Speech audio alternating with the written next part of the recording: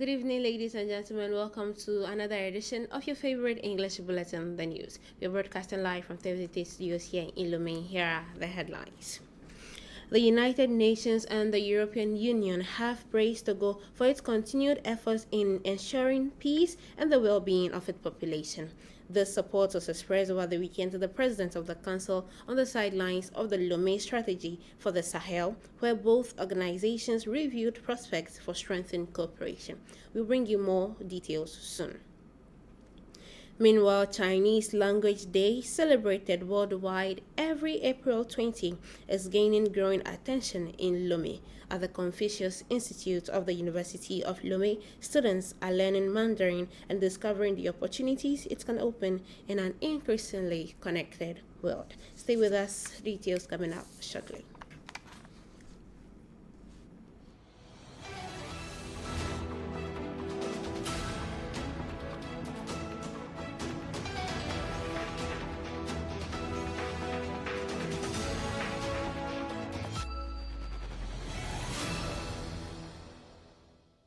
It is always a pleasure to have you join us. Let's open today's bulletin with this press release.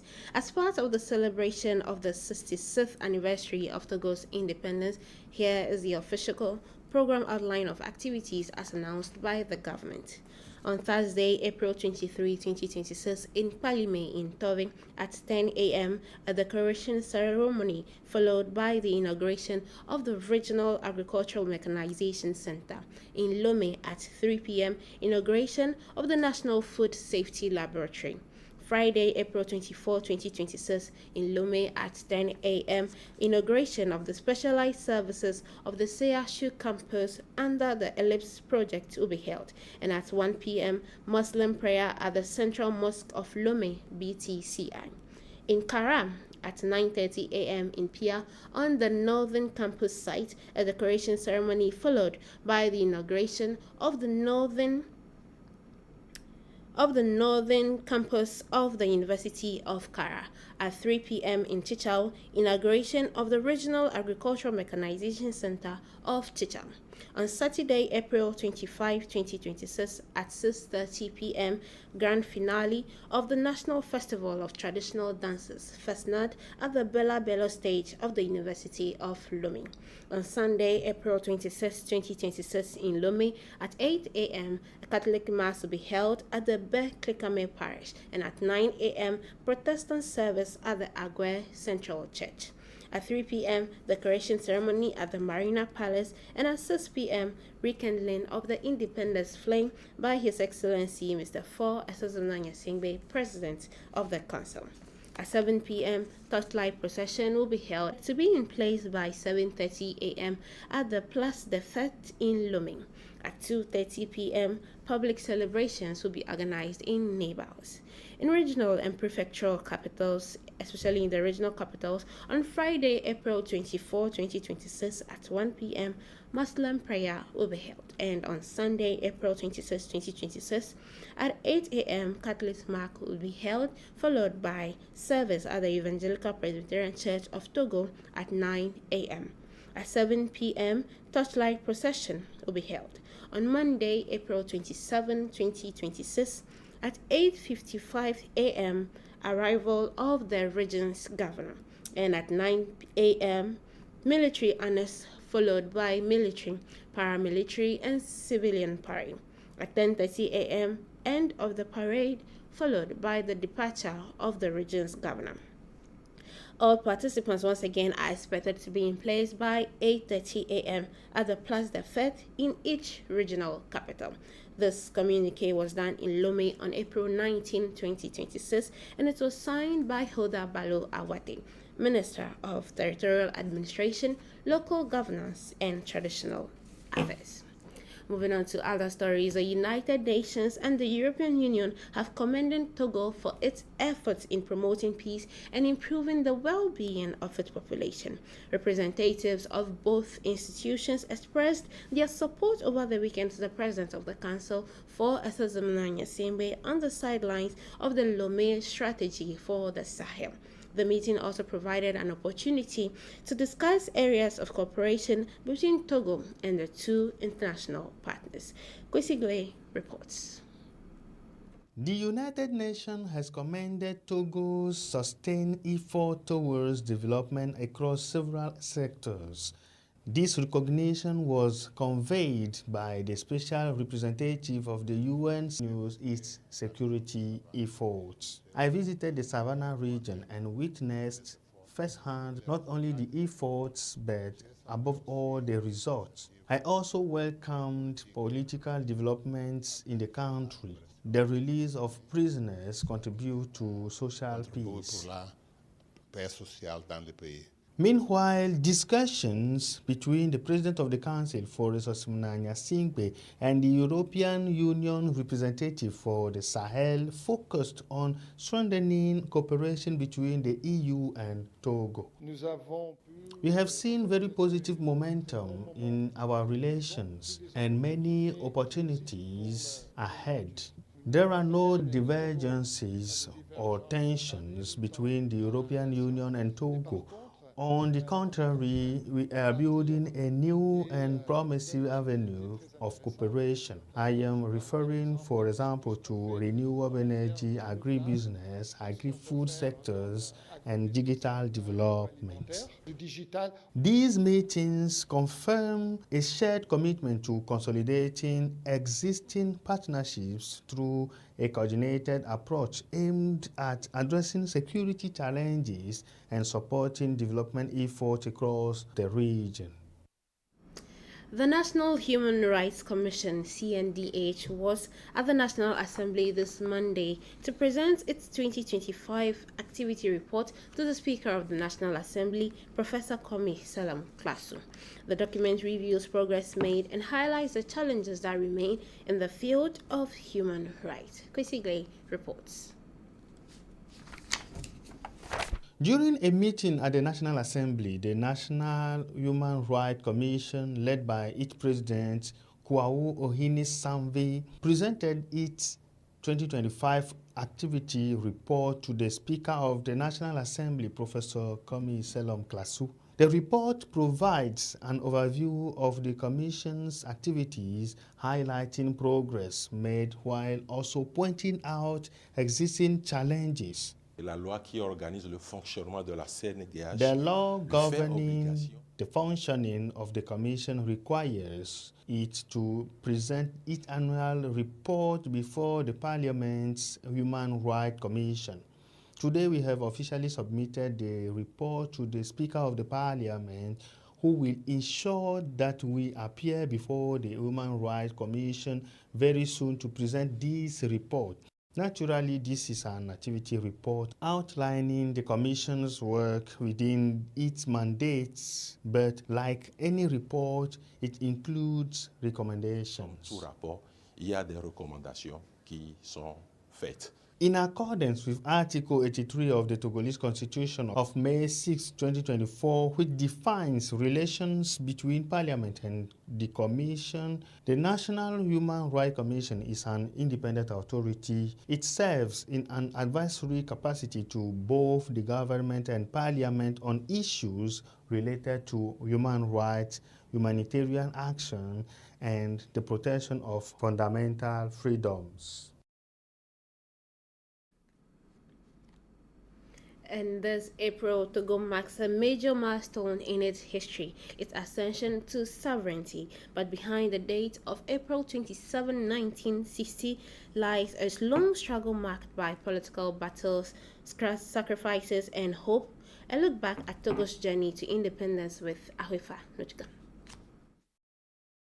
The history of modern Togo dates back to the late 19th century, when the territory became a German protectorate in 1884. After the First World War, it came under French and British administration, first under the League of Nations mandate and later under United Nations trusteeship. Early aspirations for freedom soon began to emerge. In the 1940s and 1950s, nationalist demands gained momentum. Political leaders, including Sylvanus Olympio, a central figure in the struggle for full independence, emerged. Opposing political currents also developed, some advocating for gradual autonomy under French supervision. Togo thus became the stage for intense political rivalry. C'est à la suite des recommandations. In April 1946, the very first political party was created in Togo, the CUT, Comité de l'Unité Togolaise. Later came the Togolese Progress Party, the PTP. Other political movements emerged in the 1950s, including Bienvenue and the Union of Chiefs and Peoples of the North, the UCPN. These parties were divided into two main ideological currents, the so-called nationalist parties and the so-called progressive parties. Both supported independence, but they differed in strategy. The nationalists called for a complete break with France, prioritizing political independence first. Meanwhile, the progressive parties believed Togolese people still had much to learn alongside the French and advocate for gradual independence through cooperation. Progressive en collaborant avec la France. A decisive turning point came in 1956 when a referendum proposed internal autonomy. However, the compromise did not satisfy all Togolese.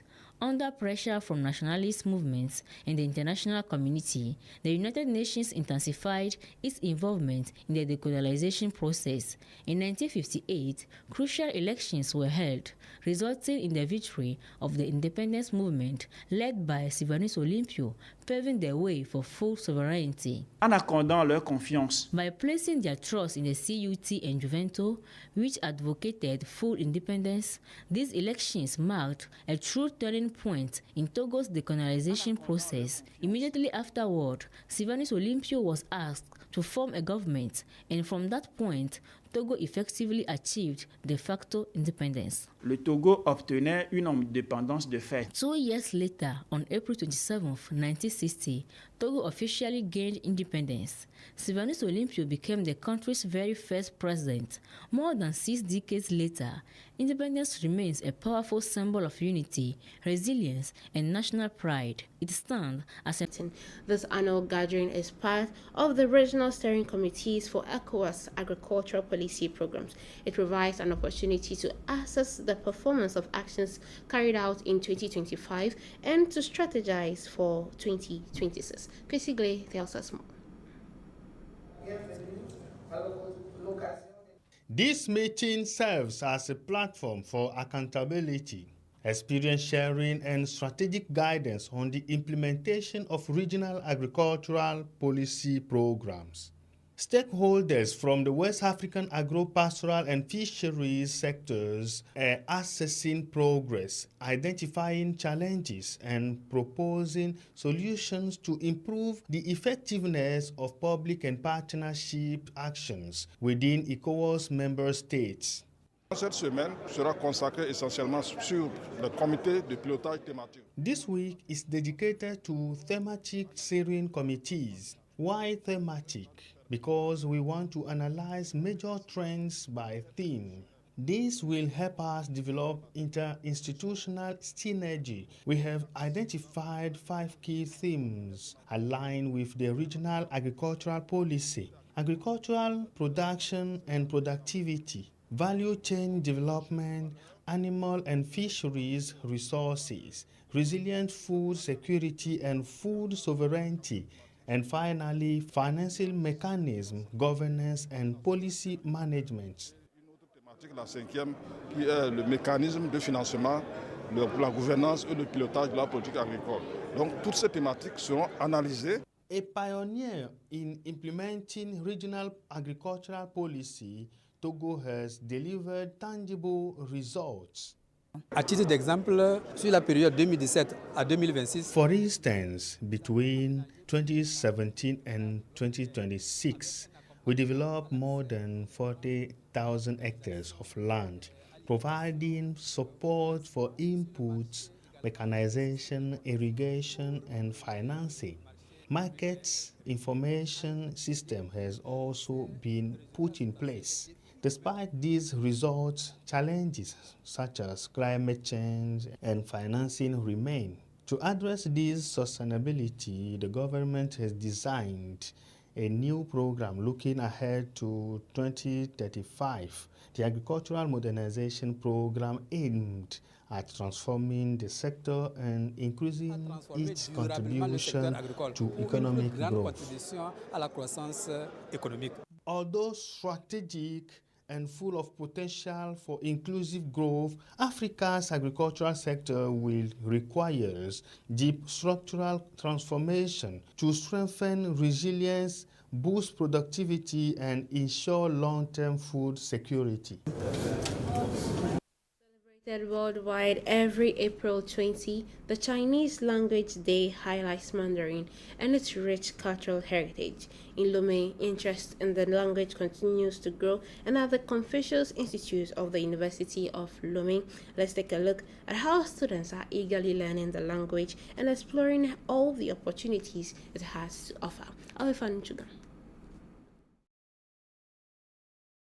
Confucius Institute of the University of Lomé, this classroom comes alive with the sound of Mandarin.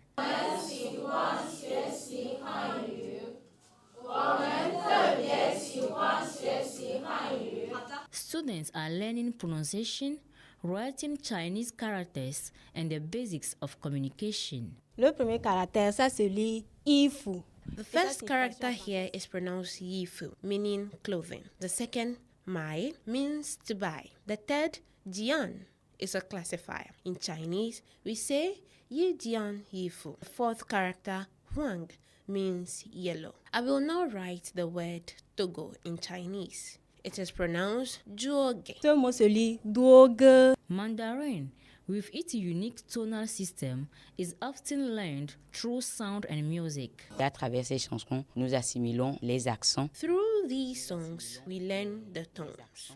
Tian mi mi, ni xiao de tian mi mi, hao xian hua kai zhe zhuan fan li. Beyond cultural discovery, students see clear opportunities. J'aimerais bien aller poursuivre mes études en Chine. I would like to continue my studies in China and return to Togo to help develop technology and build major infrastructure. Construire de grands immeubles ici au Togo. As one of the most widely spoken languages in the world, mastering Chinese opens real professional opportunities. Nous sommes là depuis 2009. Since 2009, we have trained between 5,000 and 7,000 students.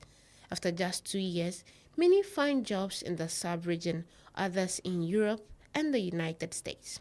I always advise my students to first pursue a main field of study and then add Chinese as a valuable professional tool. Qui leur facilite à entrer dans l'entreprise.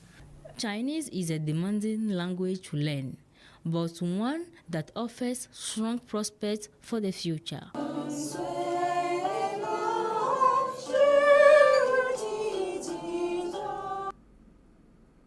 Women are charting a bold course into sectors long dominated by men. Through a 2-day event held at the Ministry of Maritime Economy, Next Generation Togo, together with its partners, aimed to strengthen networks and promote women's entrepreneurship in the maritime, commercial, and political sectors. Awifan Chugan tells us more. At the Ministry of Maritime Economy, women's leadership in the logistics and maritime sectors was in focus during a day dedicated to female empowerment. For this event, women leaders from Togo and Ghana shared their experiences and encouraged participants to commit with determination and confidence, both in community engagement and in political life. Through their inspiring journeys, these women made a strong impact on the many university students in attendance.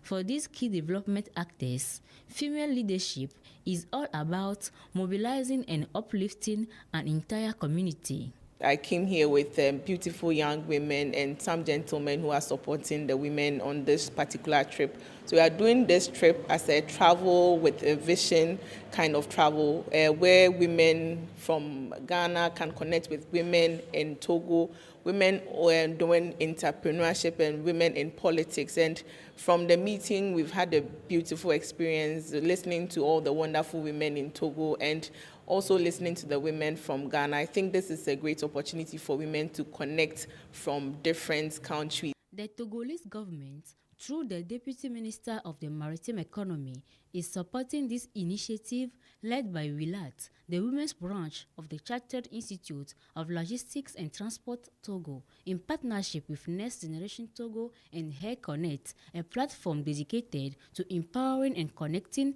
women professionals. The objective is to encourage women to explore careers in logistics and transport while supporting their integration and advancement within maritime and commercial value chains.